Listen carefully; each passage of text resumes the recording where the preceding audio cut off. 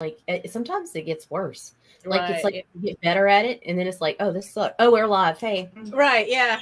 But hey, no. Yeah. Oh, Good speaking of, morning, everyone. It is July 29th, 2022, and we are here and alive, it's and Friday. Is it Friday? It's Friday, right? it is Please tell me it's Friday. It Friday. is Okay. Friday. I got the Friday posted out. I just want to make sure I have everything in the right order because I don't think I could handle it if it was actually Monday. No, if it was Monday, this would be a suicidal week. I'd be Right. like Eh, I can't do this again. Right. Yeah. We need we need the weekend. We need the weekend. But yeah, so I guess hit it. You ready for this? Yeah.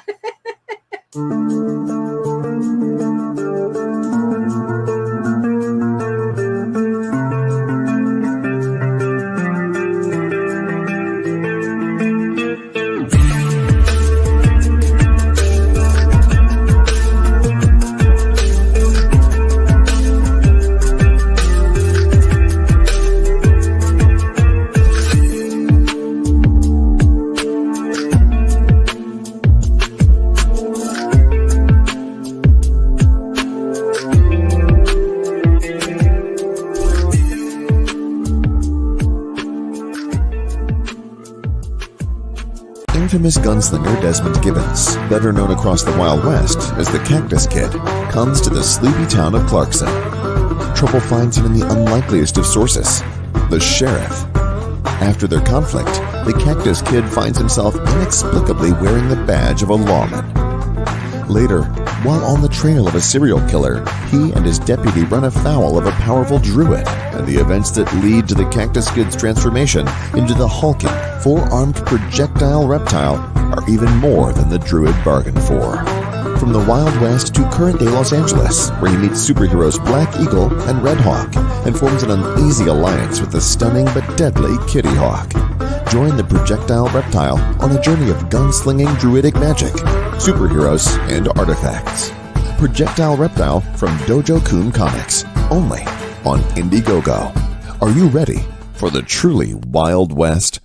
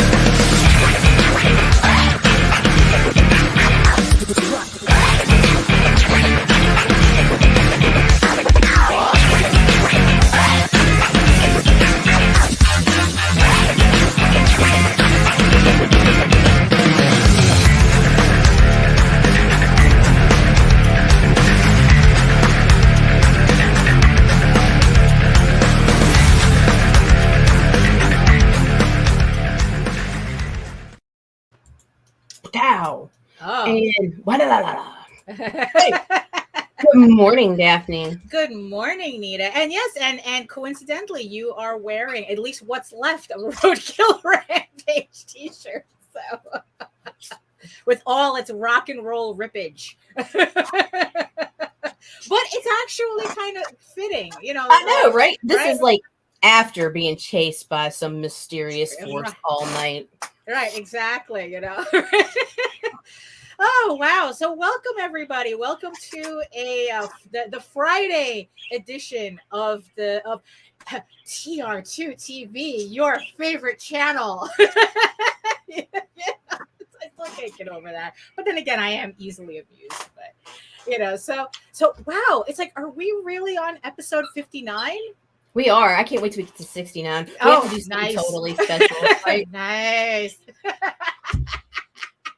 Come on, everybody. You know it. So yeah, I mean, wow, it's like, yeah, it's kind of hard to believe. I mean, hello, Mike, Jimmy. Yes, it's like before we get started. Yeah, so Ryan is in the chat. We got Mike, who's in Jimmy, there? Ryan. We got I'm in there. Look at me. Right. Oh, there we go. Yeah.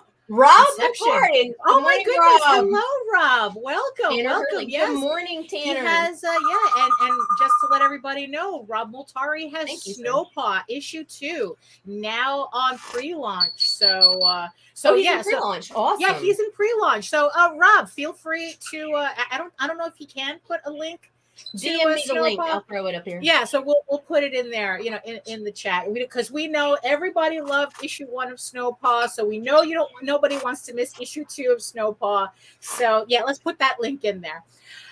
So welcome, and welcome everybody who are watching us from regions beyond. We see you. And it's like, we would really like it if you can come over.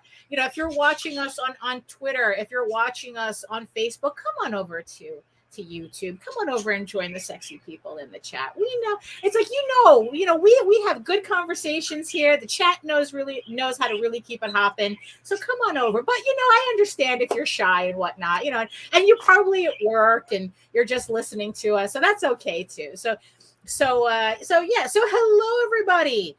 My name is Daphne Lage, and I'm a cartoonist, illustrator, and comic book artist from New York.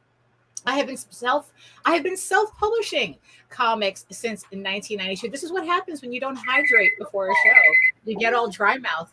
I have been self-publishing comics since 1992, and I am known for the funny animal fantasy adventure Tall Tales, which I should be getting my books by next week, so everyone can start fulfilling everything. So I'm very happy about that. And I am also known for my medieval fantasy soap opera drama, Eagle Raven, Heir of the First Unicorn, which is also on pre-launch on Kickstarter. Link in the show notes. The campaign launches on August 22nd. So make sure you sign up to get notified when the campaign goes live so you don't miss out on any first day goodies. In the meantime, you can read both my comics online at Tall Tales, TAILSonline.com, and egoworks.com, EGOWRKS. And you can check out all my videos on how I make my comics here on YouTube at my channel at Daphne Lage, Lage Art, which also simulcasts through the Ragin 2 network. So make sure you you click on both channels, both subscribe buttons, because it costs you nothing and you support both our channels. Yeah, exactly. And make the algorithms gods happy. So Nita, tell the people who you are. My name is Nita Lanning. I am a writer, vlogger, blogger from Southeast Louisiana. I am the blue-eyed savage and mouth of the South. And I am the executive producer of the Ragin 2 Broadcast Network. Oh wow! So here we are. Yeah, it's like, oh, we're getting everybody. I think I saw Mark Torres. He's there. Good Everybody's morning. showing up. Everybody. So, I would say, it's like, let's get through some housekeeping. Monday, by the way. What happened? Oh yes, Mark Torres is joining us Monday to talk about his comic Sunburst. Right, that's the name of the comic. It's like he's known for his shows. Now he's going to be known for his campaign. So stay tuned on Monday for more of Mark Torres. So I was about to say, let's do some housekeeping, but technically, this is the housekeeping episode. It very much is. Check out Roadkill Rampage. Be sure to check out Sunrise Blossom. Be sure to sign up for Designated, which launches, I believe, let's see, Designated, when is it? I can't even remember now. Right. It launches, I think it's in pre-launch. I'll put all the links. Mm-hmm. There's some other stuff coming up. All those links will be in the comments. But today I want to talk about us. Oh, yeah. Just briefly, and then we can talk about whatever. Right, exactly. A lot of changes coming up to scheduling. Mondays, or should I start with Sundays? Well, Sundays stay the same. Okay, Nothing changes. Right. Mondays, following the vlogs, we will have a new short coming up that will highlight active crowdfunding campaigns that you may have missed, folks that we haven't had time to interview since we only have 4 slots available, and Randy only has so many limited spots, Jose too. We're going to be throwing together a Mad Rush show, 10 minutes short, so we can hit on multiple platforms, including TikTok. Just hitting crowd funds. Hey, this is here. This is where you can find it. Go get it. And moving on. Is that going to be kind of like an open forum thing, or like if somebody has a campaign, can they just send, or are you? No, they will be curated, because there are going to be so many people coming at us. We just I love you guys. We don't have time for that crap. It will be curated. Your chance of making it on there will be even better if you participate in either our Indie Comics Network or what is it? God damn, I don't even know the name of my own page anymore. All right, yeah, we changed the names. The Indie Comics promotions page, the Madness, or Comics and More Chaos. If you're in those 3 groups, you're more than likely to get seen, because those are 3 I moderate in. So those will be the 3 groups I'll be grabbing from. Right. Let's see. Tuesdays, Dispatches from Outside of the Box will begin at 8 p.m. Central instead of 9. Which would be 9 p.m. Eastern. Right. Mm-hmm. Let's see. Wait. No. 8 p.m. Eastern. Oh, so you'll 8 p.m. be Eastern. starting 7 for me. Yeah, my bad. Okay. All right. I'm gonna get this We're right. We're gonna do show notes for everything. Show notes for everything. But it will be 8 p.m. Eastern, because I forget that I'm in the Eastern time zone when I'm looking at this board. Okay, 8 p.m. Eastern, Dispatches from Outside the Box on Tuesdays. Wednesdays, House. Okay, first of all, House of Bob. Hung on Animation is moving. It has actually already moved into Thursdays, if you have not noticed. But that will be on Thursdays at 1 p.m. Your art stream is going to stay the same. Yeah, my art stream. Yeah. Zemcast will be moving up to 8 p.m. Eastern. And like I said, on Thursdays, we'll have Hung on Animation. That's at 1 p.m. Eastern. Friday, the vlogs. Oh, the vlogs are staying the same. We like this. This seems to be the time that works this is for good. us. And Saturdays will remain the same for the time being. Right. And there's some other stuff coming up. It's just there's a lot about to change and a lot of new stuff coming. Right. So, yeah. August is going to be busy. Yes. Yeah. And also it's like I guess one of the things that we should talk about too is that this Saturday, tomorrow night, 10 p.m. to midnight, new episode of House of Bob will be broadcasting. Yes. So tomorrow night, me and Nita are going to be doing this adults only live stream from 10 p.m. to midnight. This will be the last show at that time. Starting in August, we are going to be moving the show up to 8 p.m. Eastern, so it'll be 8 to 10, so I could finally get to bed on time on Saturday. We're tired. Yeah, we're very tired. We're just so tired. You know, these comics, these shows don't make themselves, so you know we need to catch up on our beauty sleep. And also, pardon our progress, because over the next month you are going to see my office ripped apart. Oh, yeah, now it's her turn to do it. Mm-hmm. Yeah, I am going to be going for a more aesthetically pleasing studio that's more functional, right? Versus the flea market look. You know, like it's like the flea market look looks really well because it's in context to doing comics and all that. You know, it's. But sometimes we just need to change. We just need to kind of like. It's going to be pretty and sexy and fluffy and still nerdy. Right, exactly. It's going to be nerdy and dirty. Oh no! But hopefully, dirty, not meaning you need to get a housekeeper. Oh no! Housekeeper. I have 4 kids. Yeah, I know. Really. So, and it's like, excuse me if I have my little towelette. Absolutely. Here. It is 80. It is 89 degrees in the office right now. I do have the windows open, trying to get some air circulation in here. Because too much AC is not good for the skin. So you know how I keep talking about moisturizing. So I'm trying to get some air in here. There we go. Yes, exactly, Joe. I mean, it's like it would always upset us that you would come in at the very last minute, and it's like, no, we know you have a lot to say. So, so now, nerdity, very nice. Very Well, nice. we got all kinds of new words added to our Yeah, vocabulary. I know, really. But yes, Joe, you will be able to. That's always how our offices You should, tend to look. Like I said, you're only seeing this one. yeah, the trash piles ache like knee deep back here. Yeah, exactly. You know, but yes, Joe. Now you can participate in our conversations on House of Bob without feeling like you're rushing in at the last minute. So so we get to all have fun together.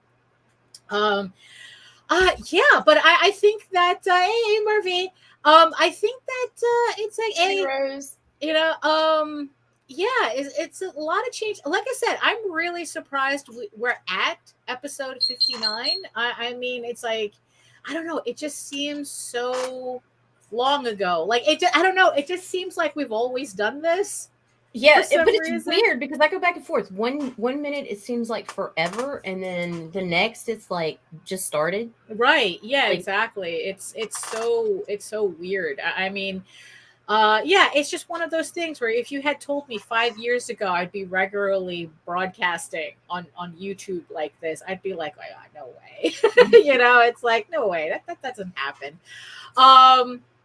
But yeah, but that just goes to show you, right, that things happen the way they're supposed to happen, I guess. So it's why.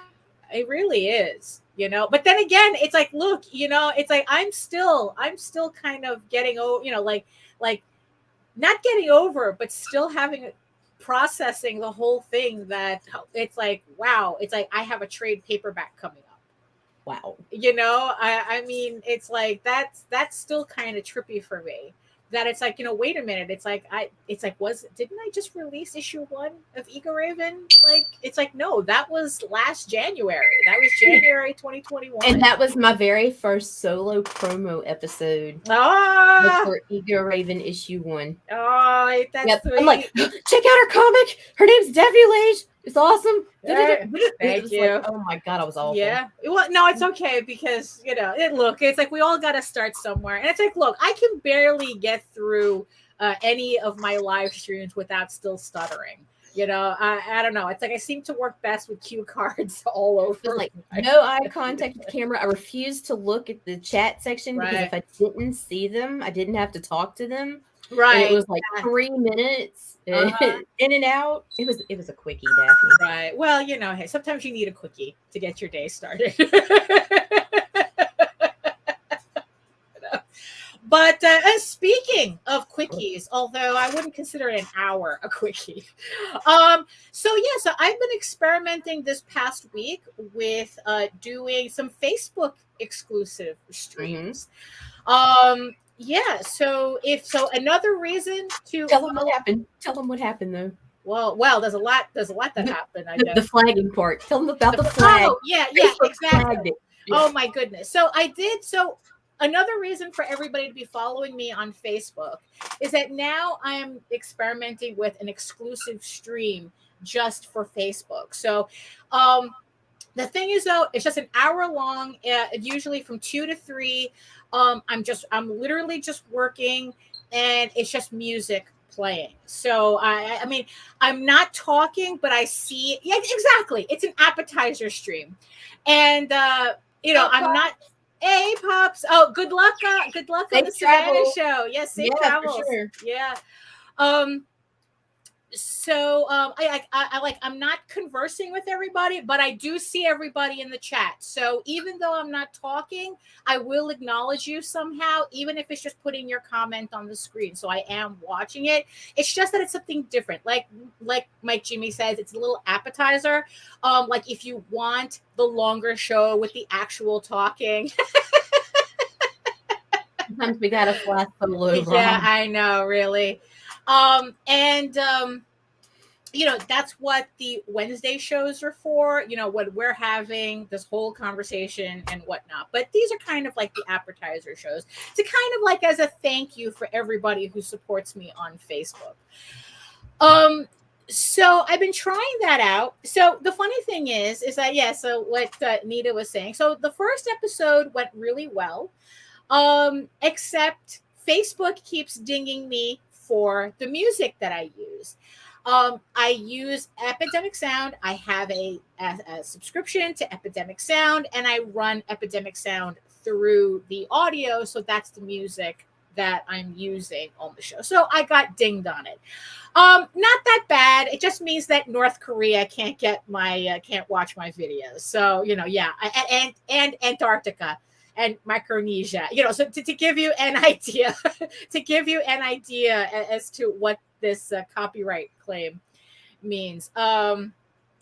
So I decided, so of course, I had said, I filled out the form, say, it's like, look, I have a subscription to Epidemic Sound. I have a right to use this music. And they removed the copyright claim on it. But for some reason, though, they didn't do it on my business page. On my business page, they won't allow me to dispute it. It's either I mute it or I remove one of our videos. So I don't know if that's a thing. So I don't know if that's a thing or not. But so sorry, North Korea, you don't get to listen to my videos. Oh no, it gets better. Oh, right. It gets better. Hang tight. So yeah. So Facebook, of course, tells me in order to avoid getting these copyright issues that I should use the music from their content studio. And I go, okay, you know what? Considering I'm doing this as a Facebook exclusive or whatnot, let me do that. So on my second episode, the first episode I did on Tuesday, the second episode I did on Thursday, which if you're looking for the episodes, those are the days that I've been choosing to do them. So Tuesday and Thursdays, I'm going to be doing this hour-long appetizer stream. And I'm gonna have to start. Yeah, that's a good name. Thank you, Mike Jimmy. I'm gonna have to steal that from you. Yeah, trademarked. Yeah, exactly. So I used the music. So on Thursday, I used the music from their content studio, and I just have to admit, though, that music sucks. It's elevator music. It really is. It's. I think it's even worse than elevator music. It sounded like hold music. I mean, there were some songs that even had like they faded in and out the way it does when you're on hold and the connection kind of goes in and out. I mean, it's just awful. But I put up with it anyway because like, okay, as long as I'm not getting dinged from Facebook for the music, it should be okay, right? Not even 5 minutes later after the stream ends, Facebook puts a notice on my thing. Your video has been flagged for copyright, music copyright. And I go, motherfucker, this is your music. This is your music. How can I take from copyright on your music that you told me to use? So I filled out the form again. The thing got lifted immediately again, but again on my business page they won't allow me their own music. I can't even it's fucking hilarious though, like with their own music. Facebook is a special kind of special. Yes, it really is. And so if they're gonna have me do this every time I do a stream, I'm just gonna go back to Epidemic Sound because, like I said, the Facebook content studio music is awful. It really is. Yeah. So you know what? If they're gonna constantly ding me for it, at least ding me for music that I actually like being in the stream. So if you're not following me on Facebook, hey, if you're not following me on Facebook, go ahead and do that. You do not have to send me a friend request. You could just go ahead and follow my page. Everything that I put on Facebook is public. There are no private posts. You can send her a request. You'll wait 2 years. Right. Yeah, no, I'm not. Yeah, I'm really bad at I have such a backup. There are people who and then it's like, it doesn't help either that there are people that I know that I could have sworn I friended you and I didn't. So, so just go ahead and follow the page. Don't send me a friend request. And just you can keep you can just keep an eye on everything that I do. You can see my doodles, you can see my artwork, you can see just everything that's going on with me on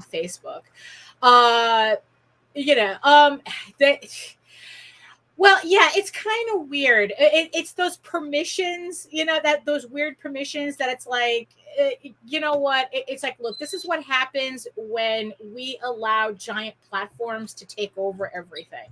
And be run by bots instead of Right. actual people. Right. See, and that's the problem too. It's like, I'm getting flagged by bots, because like I said, I barely had on the second one, I barely clicked the send, dispute, and it had lifted the dispute. So obviously this is all some kind of automatic thing going on. So it's obnoxious, but that's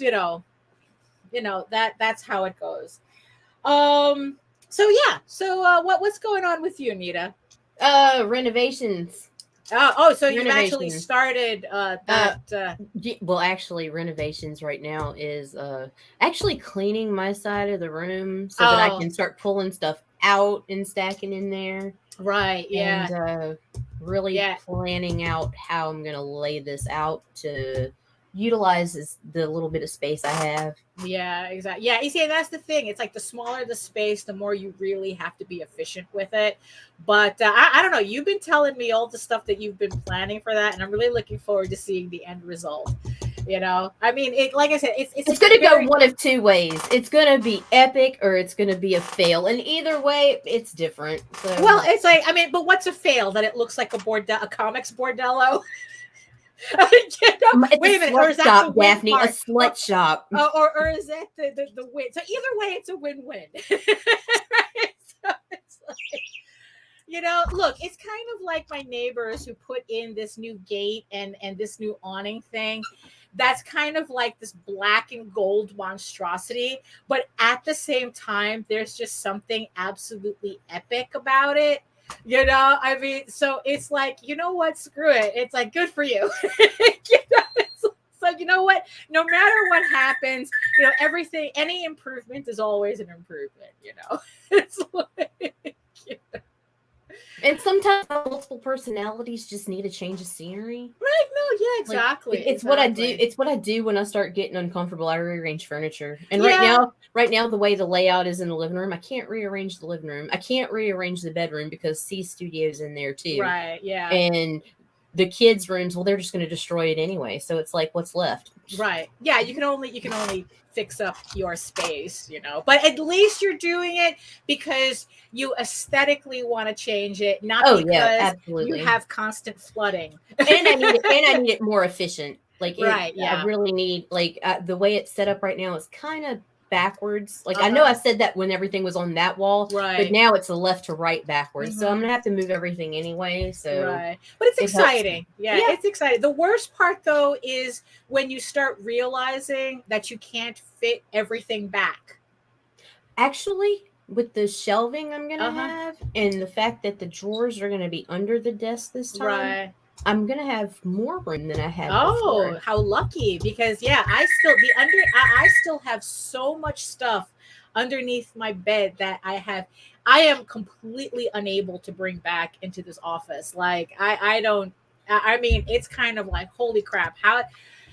But the thing is, though, it's like I got my office in an aesthetically pleasing way that I don't want to clutter everything back up again. And it's just like, well, the times they are changing, and it's just really funny to see stuff that I never would have thought that it's like, oh, I can't live without this. And then to see it in a box under the bed, it's like, oh, I really should sell this.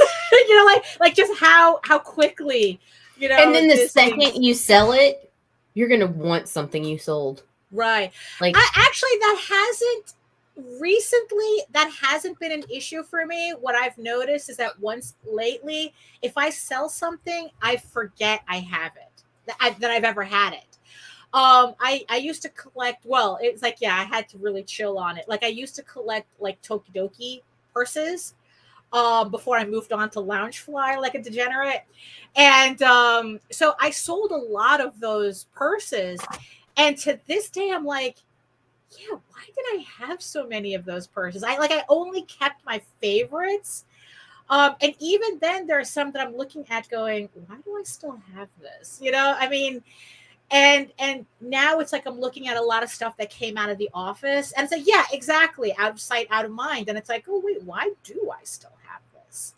So there's there we go. John is putting together his next campaign for Bloodwing Angel, which is another book that, so make sure that you send us all your pre-launch stuff so that we can put that also on the new show, and in links and whatever. You know how we're always good for that.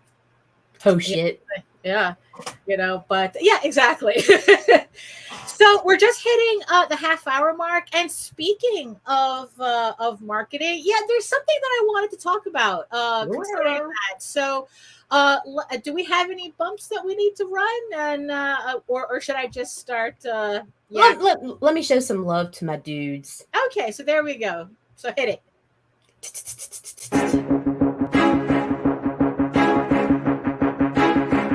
It's Monty Moore. I'm a 30-year comics veteran in comics, games, and movies, and you've been watching one of my absolute favorite podcasts, Catch the Craze. You are watching Catch the Craze. What am I listening to? And you're listening to Catch the Craze. Where are all the indies at? A Catch the Craze podcast. What are you watching? I'm watching Catch the Craze. What are you going to do? Subscribe now to Catch the Craze, the #1 show online for independent. Have you subscribed to? You are an independent. Catch the Craze! Making moves on your own. Catch the Craze! On your grind in the streets. Catch the Craze! Join the movement. Catch the Craze!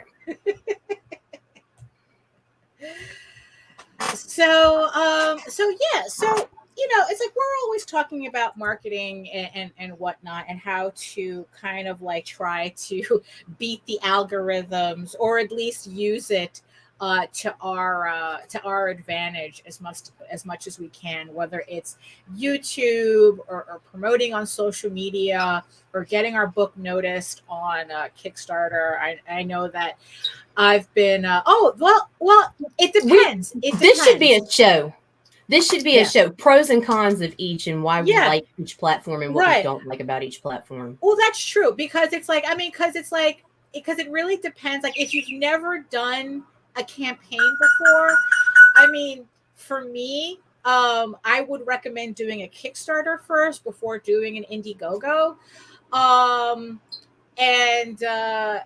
But the thing is, though, it's like if you've done campaigns already, and you've already done Kickstarters and Indiegogo, it doesn't get easy. It's like it kind of changes as to which platform you really want to use. And it also that also is like depends on where you are strongest on social media too. Right, exactly. And which is part of dovetails into what but you know what, it's like we can go into that in another episode, maybe next Friday. We can talk about it, which is the pros and cons. So put a pin in that. We will talk about it more in detail next Friday. So if you have any more questions that you want us to kind of to dovetail into that, just email Nita or mention it in the chat. She'll keep a track of it, and then we'll save everything for that show, so we can give you a very dedicated answer to that. So there you go, ragingabc@gmail.com. So we can talk more about that in more detail, because the quick answer is that it depends. So so we're gonna leave that right now. Leave it at that right now. So I was reading a post by somebody who was very frustrated at how their pre-launch page was performing. It's like they're launching a book soon, and they were kind of really upset about oh, they got like 20 something. Like they were looking to really get like 100 people on their pre-launch, and they barely had 20, and they were really upset about that. And you see, and the thing is though, I feel you. I really do feel you. Especially when, where we see this side of marketing, like, yeah, it's like we get a sense of how the sausage is made, and we kind of know it's like, well, but at the same time though, there does come a point where you can be a little too vigilant about this stuff, and I ended up posting to him, which I don't know whether he found a little comfort in it or not. For all I knew, I made it worse. I don't know. That's the risk you take commenting on Facebook, I guess.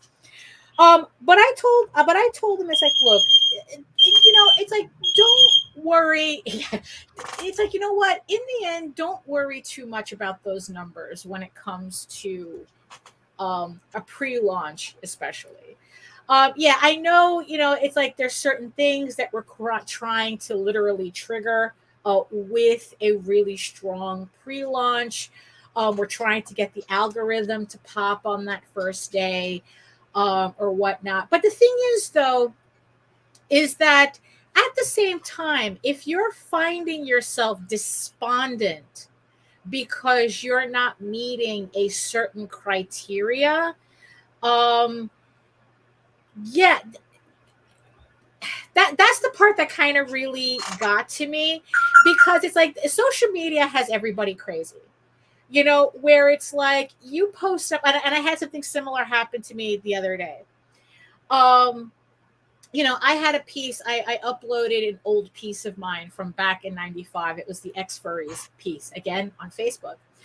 And a lot of people noticed that. Like, it really got around. Last I checked, it had 33 people who liked it or whatever, that whole thing. When usually my posts, if I make it to like double digits, I'm lucky, right? And the next day, I posted up the sketch doodle that I was talking about on my live stream that same day. And that one only got 3 people looking at it, and I actually got upset.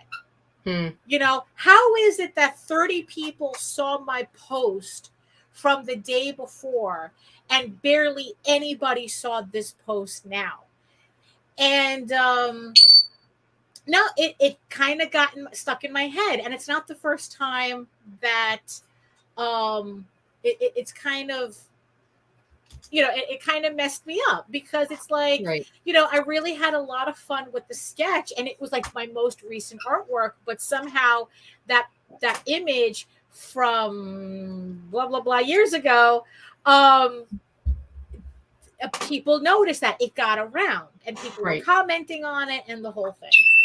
So when this person was saying how he felt despondent at not reaching 20 people,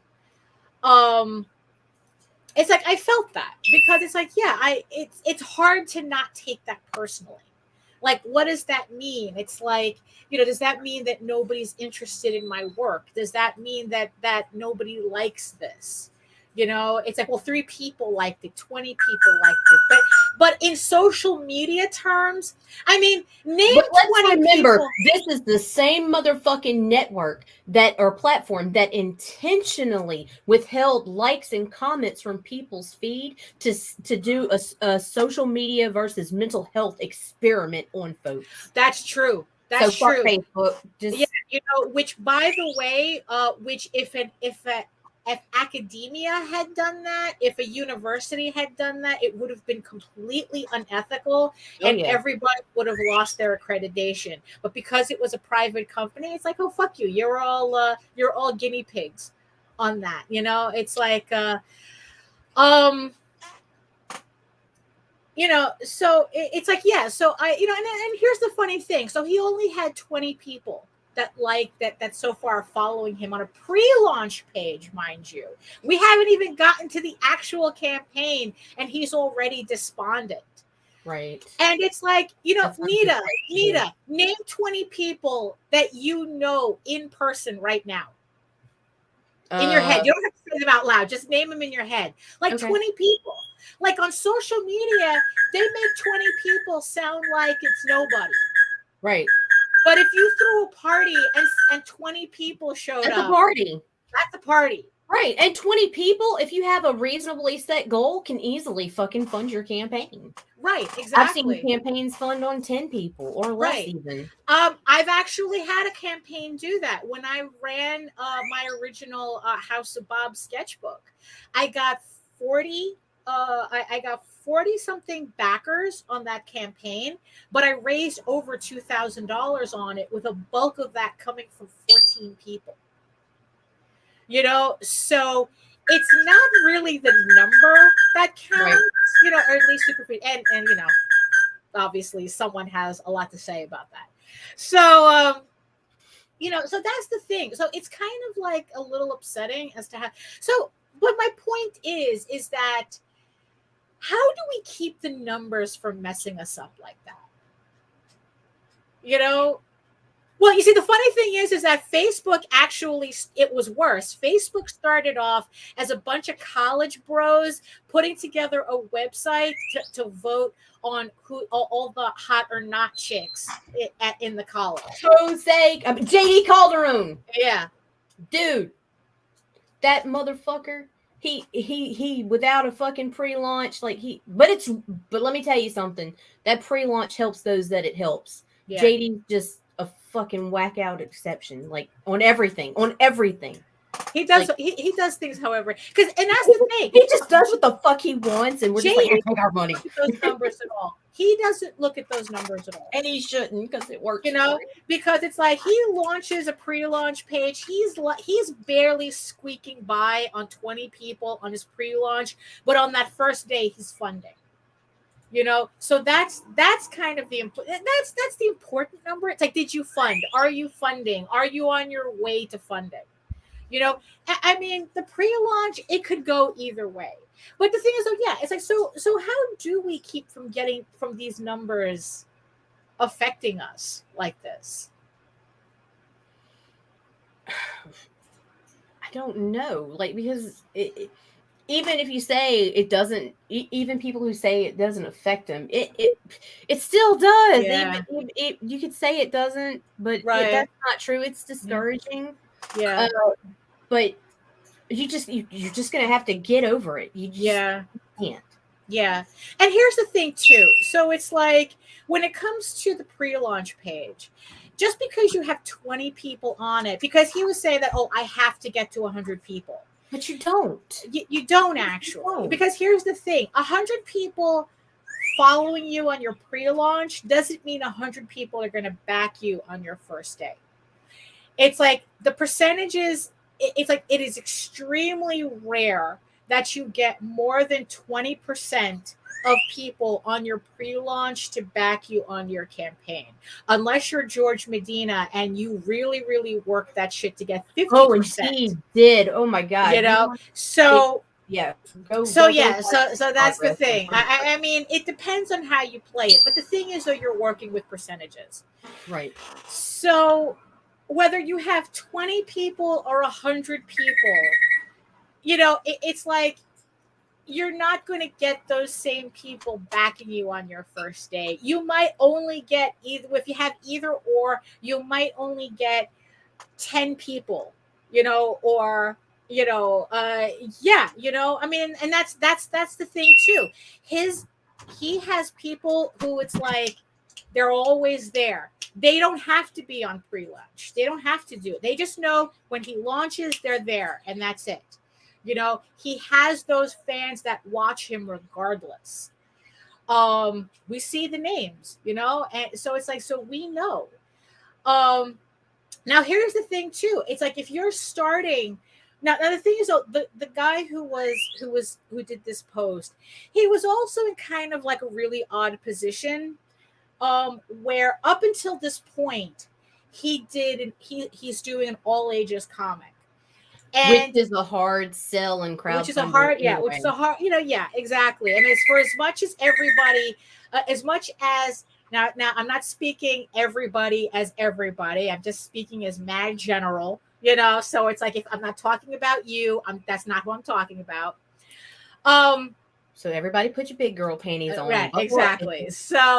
So everyone says how they all want to see more adult, more family friendly stuff and this, that, and the other thing. But nobody wants to buy them. It's like we see it all the time. We see what you guys are supporting. So yeah, so chill with that. So yeah, so he so he's been doing this all ages comic up until this point, and the campaign that he was talking about is for an adults only novel.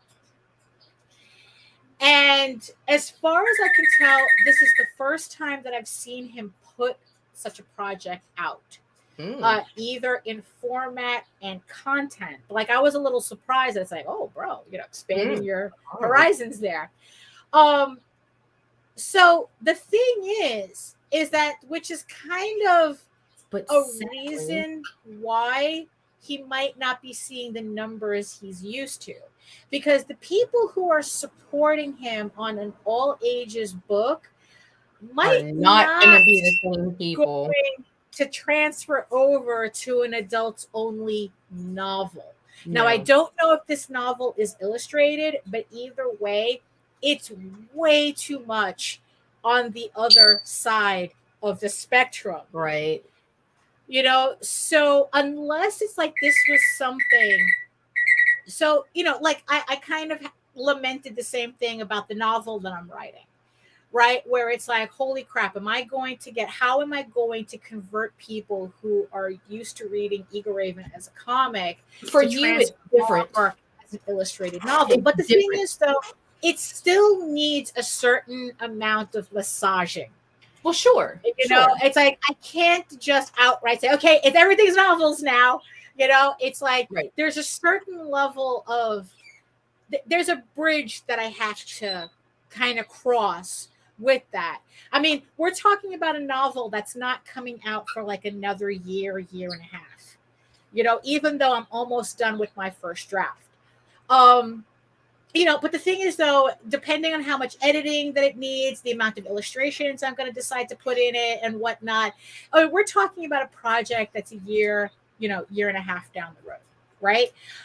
But I have to start getting everybody used to the idea now that once the comic book ends, it's all going to switch over to this new format. And I might not get everybody. I might not get everybody to transfer over. Like, there are people who it's like, no, it's like, wow, okay. That escalated quickly. Yeah, I know, really. It's like, the difference between comics and novels, I guess, from a visual medium to a more textual. But with you, it will be an easier sell, even though it needs massaging. You will still be bringing your art to the table, right? Yeah, and it is a continuation, technically, of the comics. So a lot of the comics audience will transfer over. I mean, as well as picking up new people who you might actually convert to comics as well, right? I think fucking awesome. Well, but here's the thing, though. We can only hope. All I can do is do the best work that I can, and market this the best way that I can. But it doesn't guarantee that the audience will be there. It doesn't guarantee me an audience. It doesn't guarantee me that transfer. No, it doesn't. So, experiment. Yeah, so that's the thing, though. So, good gravy. So that's kind of the thing. So he's making this jump, and it's like, yeah, you're probably not going to see the same results that you're used to from your other book. From child friendly to porn, right? That's a huge jump, right? And especially from a comic to prose too. Right. That's also a different jump. You're jumping into a different audience, and unless you've actually made the effort to, again, massage that audience, yeah, you're not going to see the same results. You're literally starting from scratch, so that's something to really take into consideration. I mean, like I said, the only thing that we have control over is doing the best we can. Hey, Nicholas, yeah, is doing the best we can with what we're putting out. But the numbers doesn't mean interest or disinterest. That's the thing we always have to remind ourselves. I mean, we have Robert Multari in the chat, and it's like I said, this guy, he's a masterclass on Kickstarter. Yeah, absolutely. He did his first campaign out the gate asking for 20 grand. Didn't make it. His campaign completely failed. Did it mean people didn't want his book? Did it mean nobody was interested? Absolutely not. It just means that his expectations outpaced what he still needed to do to get that audience to build. And now he's at a point. He is blowing it out the water. Right. So he did several he did several more campaigns, adjusting as he went, and now he doesn't have to sweat raising $20,000. The money that he thought he could make on that first campaign and failed, he's now making without thinking about it. Right, exactly. So so yeah, but it doesn't mean that it was a failure. It just meant that the lessons weren't lining up when he started, as opposed to how it's all coming together now. It's the same thing with the Isaac Fox and Cremisi. He started off with campaigns that made 5,000, 6,000, modest, but all of a sudden he started making a couple of changes, and now his campaigns are making a couple of changes, $20,000, $30,000. And the thing is, and that's the funny thing with Kickstarter, it seems that once you break that threshold, yeah, exactly. And it didn't happen overnight either. So once you break that threshold, it's almost like the algorithm is set up to keep you there. Right. So, I mean, mind you, that's a theory that we have. We're going to find out. We're going to find. Yeah, we are testing. We are going to be testing this theory because we need empirical evidence. But we're scientists. Yeah, exactly. We are social media scientists. Yes, we are. It's alive. And so that's really the thing that we want to really impart on everybody. That it's like, yes, numbers matter, but at the same time, they also don't matter, because they don't really tell you what exactly is happening. It just tells you this many people signed up for pre-launch. This many people pledged on the first day. This is how much money you're able to raise over a certain period of time. Right. That's all those numbers are telling you. It's not telling you that, oh, you suck. It's not telling you that. It's not telling you that nobody is interested. It's not telling you that. It's like, it's just telling you that, okay, here are the gaps in what you know about promoting your campaign. Right. How do we improve that? And that's the thing too. There's always improvement. Right. I have never seen anybody try to improve their campaign and fail at it. There's always a certain improvement that happens once they make certain changes. You're smiling. Am I wrong about this? Am I wrong? I've seen people take a turn for the worse. Yeah. Well, it's rare. It's rare, but it happens. They took the wrong lessons or took the wrong advice. Well, you see, but another factor in those pre-launch numbers and stuff, we always have to take into consideration. You could be shadow banned. Your link can be hidden. People are like, you could be promoting your ass off and whatever. And that's why it's always important to help encourage other people to promote your stuff for you. Yeah. Because that way it's coming from multiple sources. Because let's be real, Facebook, we know hides us sometimes. Yeah. Like It's Daphne very is fickle. on my favorites, has been since I was just a follower that took her 2 years to accept my friend request. Well, hey.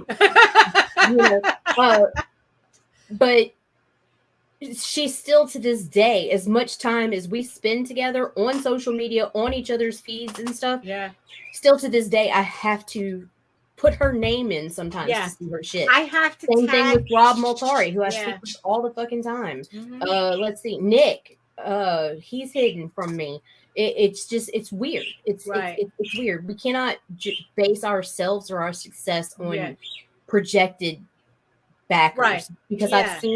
I've seen people like George, who what was his percentage? Like It was like 90? it was 50%. It was Like, 50? he I thought got it he was was higher 50. than that. No. Oh, I mean, it yeah, was okay. crazy though. Nobody. I mean, I've never. I mean, usually if they I knew it reach was insane. 20, yeah. If I Yeah. like, he literally got half of his list To back.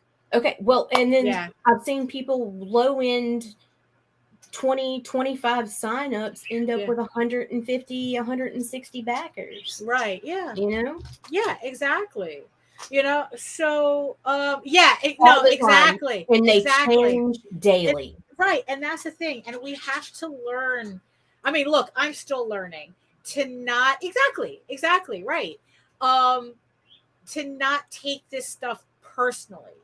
Right. But I'm talking about really personally. Like, I'm Right. talking about if you feel despondent, because it's like, Don't go cry in the shower. It's like, don't. It's like, you have no control over the Facebook algorithm. They're constantly changing it. As real as it is, it's all fucking fake. Yeah, exactly. I mean, for real, it really is. All you can do is try to get as many people as you can to know about your work and to constantly post and promote. And again, it's like, the way you promote also is important. I mean, we've talked about, our kind of bias against people who use memes all the time. Don't do that. We still don't do that. People block you for that shit, or mute you for that shit. So the way you're promoting can affect how many people want to support your book. Where you're promoting. Make promoting. sure groups you're promoting in are active, or you're wasting your motherfucking time. Right. That group can have 5,000 members. If nobody is liking, if you scroll through and there's not one like or one share for 5 to 10 fucking posts, you need to go elsewhere. You're wasting your time. Also find people who are creating similar books. Yes. It's like, so in this case, find other people who are doing erotic novels and see what they're doing and where they're promoting. Maybe you just, and see if you can cross promote. See if they can, introduce your book to their audience and on their next mailing list, or or whatever, or their next update. It's like, that does a lot. I mean, and especially with my last campaign, I've noticed that how much that helps, having other creators cross promote your stuff, and you're cross promoting too. Find out, am I in the right circles? Am I showing this to the right people? Right, exactly. And you see, and that's the thing too. It's like, there was I think Michaela Jade was talking about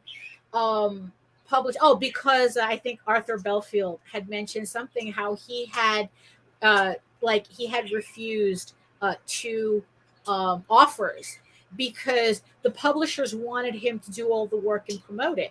And he goes, if I have to do that, what do I need you guys for? I need something more than being put in a catalog. Right. And Michaela Jade was talking about, the fact that this is kind of like, the standard now. The publishers don't want to actually promote you. They want to save, they only promote. Even if they do, and even if you hire a separate marketing team to promote you, still promote your own stuff, because nothing gets people more on fire than seeing you on fire for your own product. The second you roll over and show your belly, you're done. Yeah, exactly. You're done. It's I've true. seen it happen time and time again. I've seen campaigns kind of hit that plateau, especially with Kickstarter. Right. Like it does in that middle, the creator and the give people up. just like give up. Yeah. You give up, you're done. That's it. You might as well end your campaign then and there. You know, so it's like, yeah. So Michaela Jade had talked about, yeah, usually they save their promotion for their big stars. And I'm like, yeah, the people who don't need it. Right. You know, that's the irony of it. They want to save all their promotional effort on on people who don't need that promotion. I mean, that's the irony of it, right? So, you know, so it's like, yeah, so yeah, you're the one that you know, exactly. And that's exactly what it is. But the thing is, though, if even back in the Great Depression, it's like that's where our luxuries thrived. Right. Comics thrived. Movies thrived. You know, it's like because when things are bad, people want to forget things are bad. Right. And we're creating the stuff that help them forget, that we entertain them. We become the light, you know, in that tunnel for them, you know. So the thing is that, you know, the thing is that we just have to make sure the right people are seeing it, that we're doing everything we can to promote our stuff. Exactly. And yeah, and really, it's like I said, the numbers matter when they don't.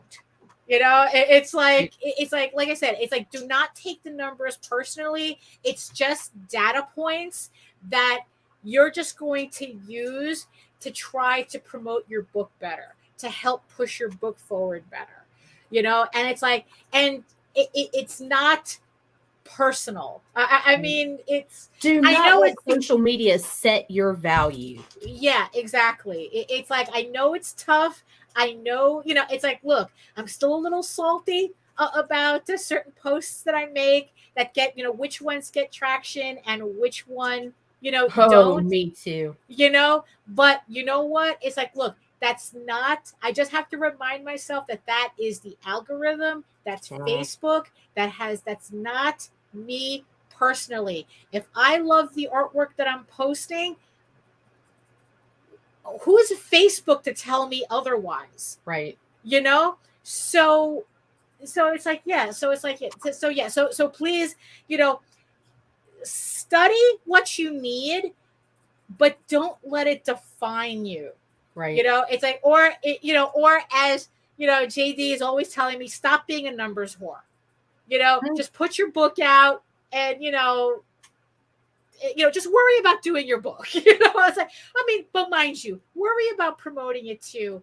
But, you know, let's not get in over our heads, you know, with this, because we're talking about greater forces, you know, that we cannot control. We can only try to anticipate. So remember that if you're doing work that you believe in and the numbers are not matching up, it only means that the right eyes are not on it. And I have hardcore proof that self-promotion is beneficial. Self-promotion is essential. Recently, there was a very well-known creator who was struggling to make goal. And when I say very well-known, I mean like celebrity status. Right.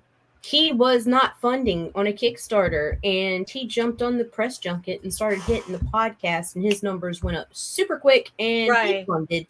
It's a matter of getting your people to know that your shit is out there. Yeah, and new people exactly. too. So yeah, self-promotion is essential. Yeah, exactly. So don't lose hope.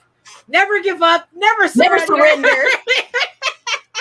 You know, look, it's like if you're putting out the book you want to see in this world, then that's what counts. You know, not whether Facebook is having a good day or a bad day, you know, with the algorithm. That has nothing to do with you. So I hope that helped with everybody going through this. I know, like I said, I'm still a little on the salty side with a couple of things, but you know what? Look, that's just something I have to get over with. You know, I just have to get over it. That's a me problem. You know, I mean, logically, I understand what's happening, but you know, the lizard brain gets in the way sometimes. So you know, there we go. So, any final words on? I'm good, Lage. Okay, that's, you know, so there we go. We're here. Thank you everybody for joining us on this a very sweaty Friday. Jesus Christ, I gotta It put is the hot. air on once I'm done here. Thank you, everybody in the chat. And like I said, we'll make it a point next Friday to do that Indiegogo Kickstarter episode to help everybody who's trying to make that decision. But a lot of people were answering that in the chat as well. So, you know, you get help from everybody here. That's what makes us. That's what makes us cool. That's so why help, you need to because there'll be shit we forget. So you guys all come back next week and make Yeah. sure you help us out, because exactly. we get scatterbrained. Right, exactly. You know, that's true. So thank you, everybody in the chat. Thank you, everybody who's watching. Ooh, 18 people. Thank Holy you so shit. much for joining us. We really Touch the appreciate buttons. that. You know, so yes, and don't forget to like, subscribe, you know, hit that notification bell so you get notified when all of our shows go live. Remember that I will be on, actually, it's like if you want to learn more about me and you know, my artwork and, you know, read my stuff and all that fun stuff, head on over to my main portfolio site at egoworks.com, EGOWORKS, where you can find links to all of my galleries and social media sites. But like I said, I post mostly, all the fun stuff is happening on Facebook. Tuesdays and Thursdays, I have the appetizer stream, you know, happening. So make sure you get on my Facebook to not miss out on that. Also, join us for our time of the month.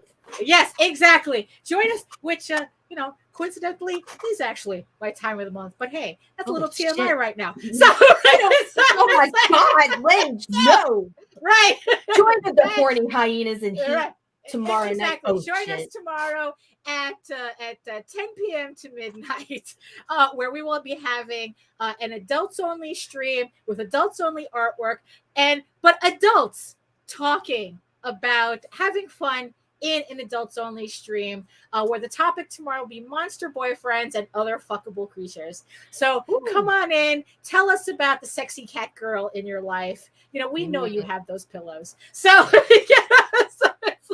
we're seeing them. We're seeing them. We're seeing them. I might have to, you know what? I might have to take one out of retirement just for the show tomorrow. So, so catch us tomorrow on House of Bob tomorrow, 10 p.m. to midnight, for fun stuff. So remember, you can read all 5 issues of Eagle Raven, Air the First Unicorn in its original black and white format.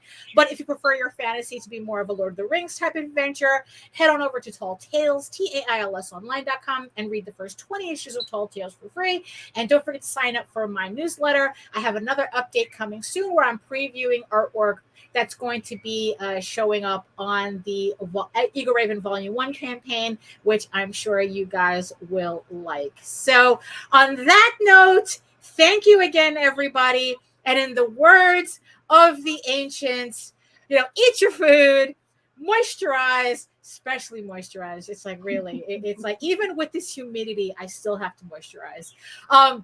You know, mind your business and do the work, because when you actually do the work, you never have to fake your accomplishments. And on that note, we'll see you tomorrow. But if not, we'll see you again on Monday. Ciao. Bye.